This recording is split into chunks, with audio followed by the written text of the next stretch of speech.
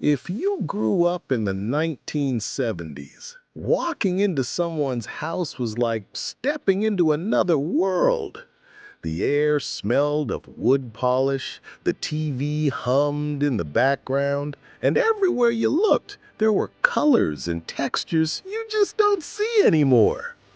Today, we're taking a trip back through time, looking at 10 home decor trends from the 70s that now feel like museum pieces.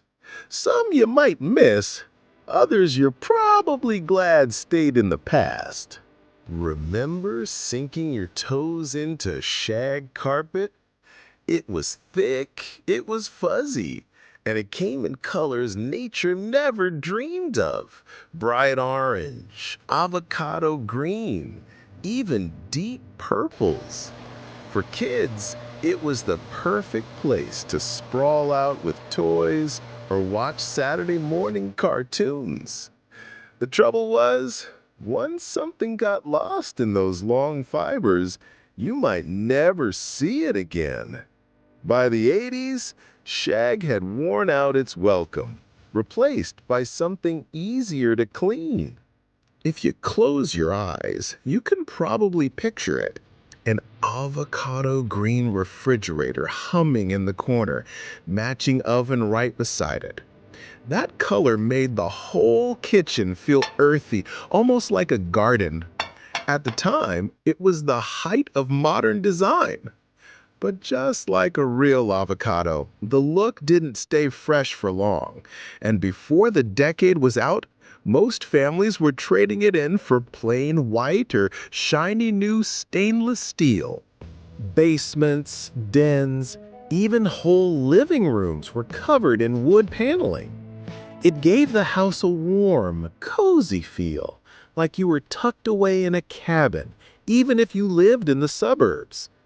Families gathered for movie nights or holiday dinners with those paneled walls as the backdrop. But over time, that dark wood started making rooms feel small and dated. Eventually, people grabbed the paint cans and brightened things up. Every corner seemed to have one. Rope plant hangers knotted by hand, holding ferns and spider plants that spilled down like waterfalls.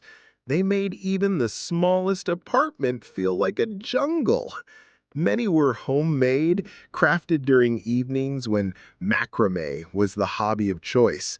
Today, they're back here and there, but they never quite reached the cultural peak they had in the 70s.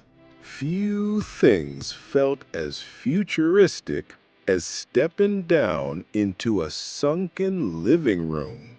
Sofas wrapped around the pit, pillows scattered everywhere, and the whole space felt like a stage for family gatherings. Friends would sink in, talking for hours, music playing softly in the background. It was stylish, no doubt, but hard to keep clean and not exactly safe for toddlers. Eventually, builders phased them out, and conversation pits became a relic of design magazines. If avocado wasn't your style, maybe you had harvest gold. That warm mustard color seemed to glow under kitchen lights. It matched perfectly with wooden cabinets and patterned curtains. For many families, it became the backdrop to dinners, birthday cakes, and late night snacks. But just like avocado, it eventually faded from fashion, leaving behind only the memories. Wicker chairs, rattan shelves, bamboo tables. You'd see them on porches, in sunrooms, even in living rooms. They brought a breezy, tropical feeling into the house, almost like you were on vacation. They looked light and carefree, but one wrong move and the weaving could snap. In time, sturdier furniture took their place, though every now and then you'll still see a piece tucked in a corner somewhere. If you grew up in a 70s house, chances are you stared up at one of these bumpy ceilings. Builders loved them because they were cheap and covered up flaws. Kids loved them for another reason.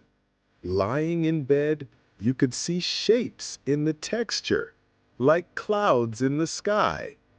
But cleaning them was nearly impossible, and as the years went on, people longed for smooth ceilings again. There was something magical about pushing through a doorway lined with beads. The gentle clatter, the way the strands shimmered in the light, it felt mysterious, almost exotic. Teenagers loved them, turning their bedrooms into little hideaways.